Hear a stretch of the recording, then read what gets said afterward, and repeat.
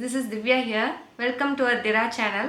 இன்னைக்கு பாத்தீங்கன்னா உங்களோட ஒரு புது ரெசிபி தான் ஷேர் பண்ணனும்னு வந்திருக்கேன். யூசுவலா பாத்தீங்கன்னா விநாயகர் சதுர்த்திக்கு நம்ம பூரண கொழுக்கட்டை சாப்பிட்டுருப்போம், கார கொழுக்கட்டை சாப்பிட்டுருப்போம். பட் இந்த விஷயம் கொஞ்சம் நீங்க டிஃபரண்டா ட்ரை பண்ணி பார்க்கணும்னா மறக்காம இந்த சேனலை வந்து சப்ஸ்கிரைப் பண்ணிட்டு இந்த வீடியோ வந்து ஃபுல்லா பாருங்க. நான் இன்னைக்கு வந்து பீட்ரூட் வச்சு பால் கொழுக்கட்டை செய்யலாம்னு இருக்கேன். சோ அந்த ரெசிபியை ஃபுல் வீடியோ வந்து உங்களோட நான் ஷேர் பண்றேன். வாங்க வீடியோக்குள்ள போலாம். அதுக்கு முன்னாடி இந்த சேனலை பார்க்குற எல்லாரும் லைக், ஷேர் அண்ட் சப்ஸ்கிரைப் பண்ணிடுங்க. வாங்க இப்போ வீடியோக்குள்ள போகலாம். பீட்ரூட் பால் கொழுக்கட்டை இப்போ நம்ம பார்க்கலாம் எப்படி செய்யலான்னு. வாங்க வீடியோக்குள்ள போகலாம்.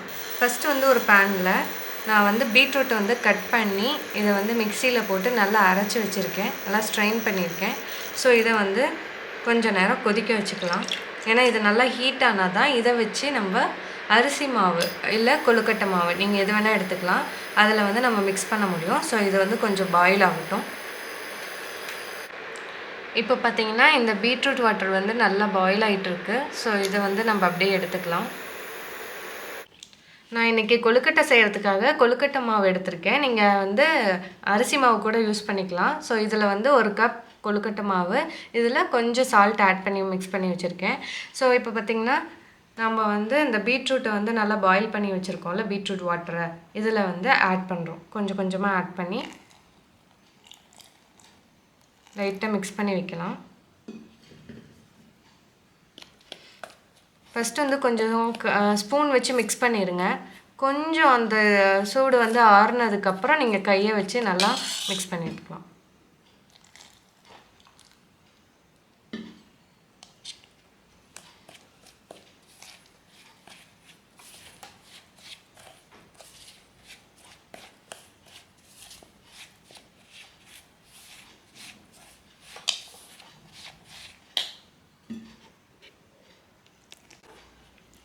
இப்போ பார்த்திங்கன்னா இந்த பீட்ரூட் வாட்டரை வந்து நல்லா இந்த அரிசி மாவோட நல்லா மிக்ஸ் பண்ணிக்கோங்க. அதோட வந்து கொஞ்சம் கீ ஆட் பண்ணிக்கோங்க. ஏன்னா கொஞ்சம் இப்போ பார்த்திங்கன்னா சூடு இதாகிடுச்சு. ஸோ இதை வந்து கையை வச்சு நல்லா பிசைஞ்சு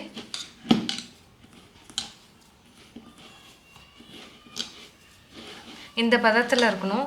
இன்னும் கொஞ்சம் நீங்கள் தண்ணி எக்ஸ்ட்ரா ஆட் பண்ணிட்டிங்கன்னா உங்களால் வந்து கொழுக்கட்டை வந்து இது பண்ண முடியாது. அது வந்து பாலில் நீங்கள் ஆட் பண்ணுறப்ப அது கரைஞ்சிரும். ஸோ அதை மட்டும் நீங்கள் செக் பண்ணிக்கோங்க. ஸோ அந்த தண்ணி ஆட் பண்ணுறப்ப மட்டும் கொஞ்சம் பார்த்து ஆட் பண்ணிக்கோங்க.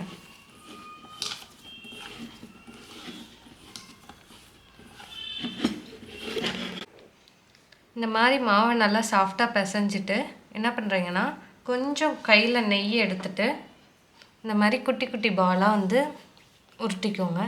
நீங்கள் வந்து இது எந்த ஷேப்பில் வேணாலும் இது பண்ணிக்கலாம். நான் இன்றைக்கி ரவுண்டாக வந்து இந்த ஷேப்பில் வந்து பண்ணுறேன். இந்த மாதிரி குட்டி குட்டி குட்டியாக பால்ஸ் வந்து நீங்கள் மேக் பண்ணி வச்சுக்கலாம்.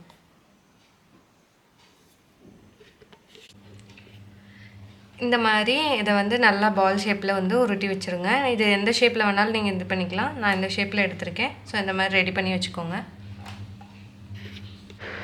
இதில் ஒரு கிளாஸ் மில்க் வந்து ஆட் பண்ணிக்கிறேன்.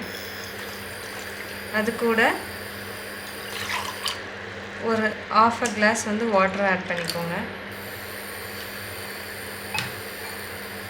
இது நல்லா மில்க் வந்து பாயில் ஆகணும்.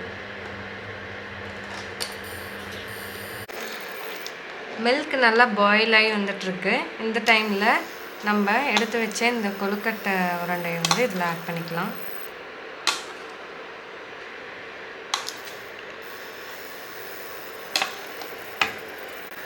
இப்போ பார்த்திங்கன்னா இது உள்ளே ஆட் பண்ணதுமே கலர் நல்லா சூப்பராக ரோஸ் மில்க் கலரில் வந்துடுச்சு. ஸோ உங்களுக்கு இன்னும் கொஞ்சம் கலர் வேணும்னா நான் பீட்ரூட் வாட்டரே லைட்டாக ஆட் பண்ணிக்கிறேன் நான் இந்த ஸ்டேஜில். இப்போ பார்த்திங்கன்னா சூப்பரான கலர் கொடுத்துருக்கு. இது நல்லா மூடி வச்சு ஒரு 7 to 8 minutes வந்து வேகட்டும் கொழுக்கட்டை.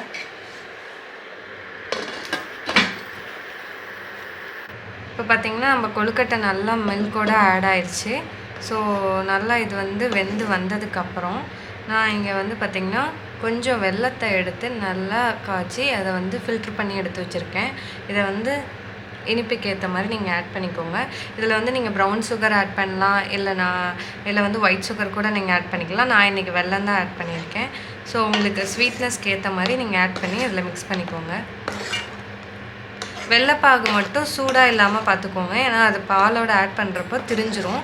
ஸோ வந்து நல்லா அதை ஃபில்டர் பண்ணி கொஞ்சம் ஆற வச்சு எடுத்து வச்சுருங்க.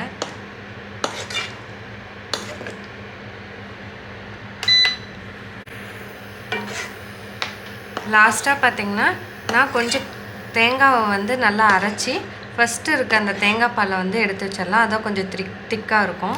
ஸோ நம்ம இப்போ அதை ஆட் பண்ணிக்கலாம். அவ்வளோதான். இது எல்லாத்தையும் மிக்ஸ் பண்ணி வச்சுட்டு சர்வ் பண்ணால் நம்மளோட பீட்ரூட் பால் கொழுக்கட்டை ரெடி. ஸோ இது வந்து நீங்கள் உங்கள் கிட்ஸ்க்கு வந்து ட்ரை பண்ணி பார்க்கலாம். ஸோ இது வந்து செஞ்சு கொடுங்க, ரொம்பவே விரும்பி சாப்பிடுவாங்க. அண்ட் ஹெல்த்தியும் கூட. கலரே பார்க்க வந்து சூப்பராக இருக்குது. ஸோ நீங்களும் உங்கள் வீட்டில் வந்து ட்ரை பண்ணி பார்த்துட்டு எப்படி இருக்குன்னு சொல்லுங்கள். நம்மளோட எம்மியான பீட்ரூட் பால் கொழுக்கட்டை ரெடி ஆயிடுச்சு. நீங்களும் இந்த விநாயகர் சதுர்த்திக்கு இந்த மாதிரி வீட்டில் செஞ்சு கொடுத்து உங்கள் கிட்ஸை இம்ப்ரெஸ் பண்ணுங்கள். அது மட்டும் இல்லாமல் இது ரொம்ப ஹெல்த்தியும் கூட. ஸோ மறக்காமல் உங்கள் வீட்டில் வந்து இந்த ரெசிபியை ட்ரை பண்ணிட்டு எப்படி இருக்குன்னு மறக்காமல் கமெண்ட்ஸில் சொல்லுங்கள். பாய் பாய்.